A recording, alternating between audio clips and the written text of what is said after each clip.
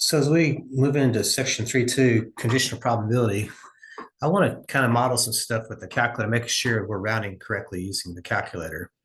So I'm going to look at a few examples with probability and then rounding with respect to the graphing calculator. So the first example, 2 cards are selected from a standard deck of 52 playing cards. The first card is not replaced before the second card is selected. Find the probability of selecting a queen, then selecting a jack. So notice how we have 2 events happening. We're selecting a queen and selecting a jack. So this is going to be the probability of A and B. Now, the formula is going to be the probability of A times the probability of B, given that A has already happened. So notice how this is actually a dependent because we're not replacing the first card. So the second probability is kind of tied directly with A because of not replacing the card. It becomes dependent. So as we do this, then we got the probability of A. So selecting a queen is going to be like 4 out of 52. So there's 4 queens in a standard deck. And then we're going to multiply that by the probability of B, which is selecting a jack. Well, there's 4 jacks. But since given A happened, we're now down to 51 cards. So we have 452 times 451. So using the calculator, we have, again, I'm going to use the alpha button here, go alpha y equals and type in, use the N over D button. So I have 4 queens out of 52 cards times then 4 jacks now. Oops, let's go back here. Use that alpha F1 again.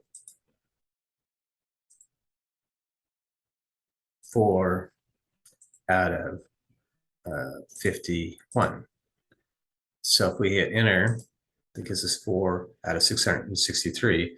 Now we want this to be a decimal. So if I go with the math button and choose number 2 to make that a decimal. So that's how we have this 0.006. If we round to 3 decimal places, I actually got to take it out to 4 decimal places. So 0.0060 is what I need to take it out to. So we have, this is going to become then approximately 0.0060. So notice how we're going to round the 3rd decimal place, but to round it, we have to look at the number right next to it, which is 0. And if it's 4 or less, that means that the 6 does not change. So we end up with a 0.006 chance of happening as a decimal. So coin is tossed, and then a 6-sided die, numbered 1 through 6, is rolled. Find the probability of tossing a tail and then rolling a number greater than 4. So on this one, this is going to be the probability of A and B, but also this time it's going to be probability of A times the probability of B, since these are independent of each other. So the probability of tossing a coin, well, that's going to be 1 tail out of 2 choices. So it's going to be 1 in 2 chances since there's a heads and a tails. So 1 favorable outcome out of 2 favorable outcomes. We're going to multiply by the probability of B, which, 5 and 6 are the only numbers greater than 4. So it's going to be 2 out of 6. So it's going to be a 2 out of 6 chance there. So we'd have that going on there. So again, if I just want to use straight up calculator, I'll show you another way to do this. If I'm using fractions on a calculator, what I can do is just put them in parentheses. 1 divided by 2 in parentheses, close parentheses. And then in parentheses, 2 divided by 6, close parentheses. If I do it that way, using parentheses and the division symbol, that'll change it straightly to a decimal. So I have this 0.1666. So if I'm rounding 3 places, on the calculator, I got to take the decimal 4 places. So I'm going to have approximately then 0.1666. So if I'm going to round the 3rd decimal place, which is a 6, the 4th decimal place is what I look at. That 6 is going to tell me to round it on up. So it's going to be approximately then 0.167 as a probability. So let's see what we got here.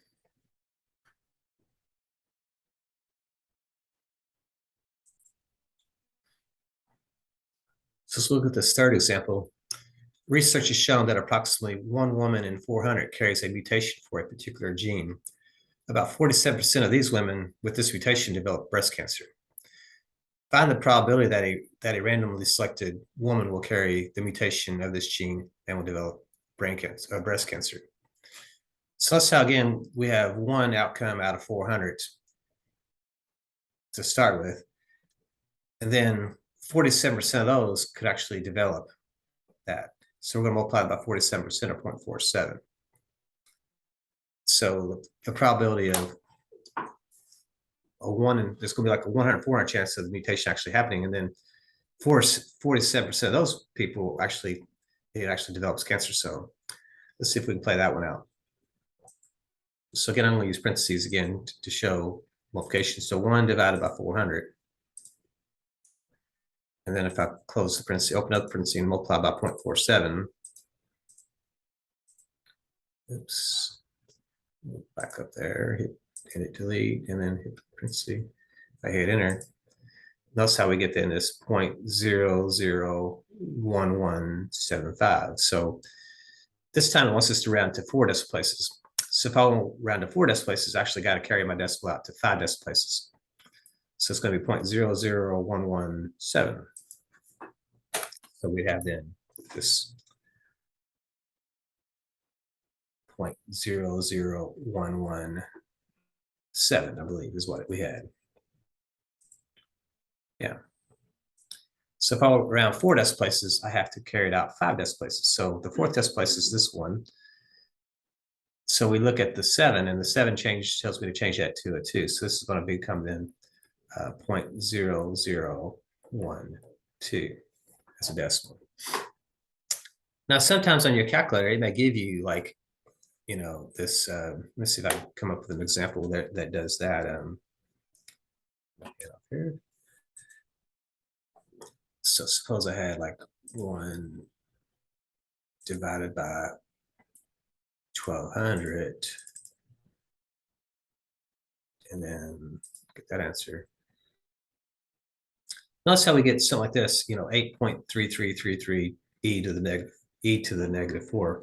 This sometimes your calculator will do what we call scientific notation. So if I put that down, 8.3333 10 to the negative 4. So I have this 8.333.